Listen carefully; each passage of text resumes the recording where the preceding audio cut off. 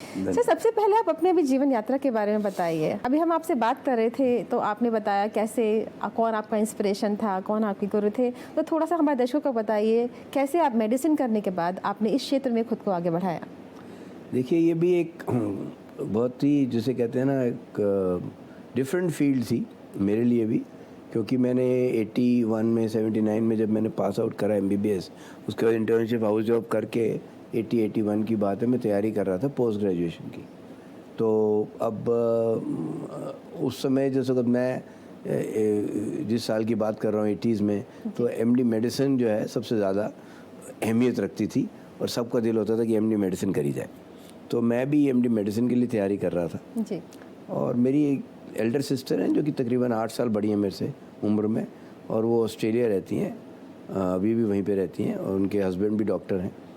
तो वो हर साल इंडिया आती थी हॉलीडेज़ के लिए, तो उस साल भी आई हुई थी जब मैं अपनी तैयारी कर रहा था। जी।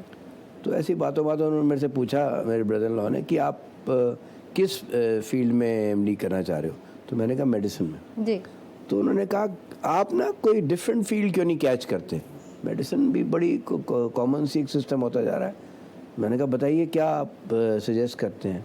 तो मैं उम्मीद कर रहा था कि शायद कोई सेक्रेटरी या कोई डर्मेटोलॉजी इस टाइप की को बताएंगे वो, पर उन्होंने मेरे को तो सरप्राइज़ कर दिया।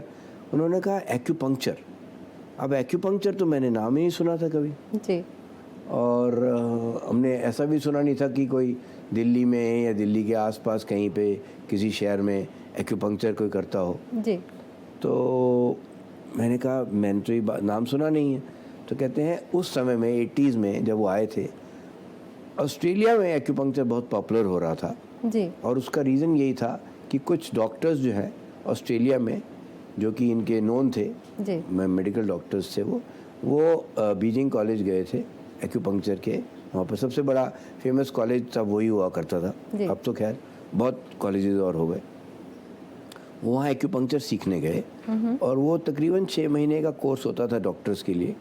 आज भी 6 महीने का ही होता है डॉक्टर्स के लिए, क्योंकि उनको बेसिक साइंसेस सारी आती हैं। जी। सिर्फ नीडल्स के पॉइंट्स समझने होते हैं, कैसे काम करती है नीडल, कितनी पेनिट्रेशन करनी पड़ती है, कैसे है, तो वो सीखना पड़ता है।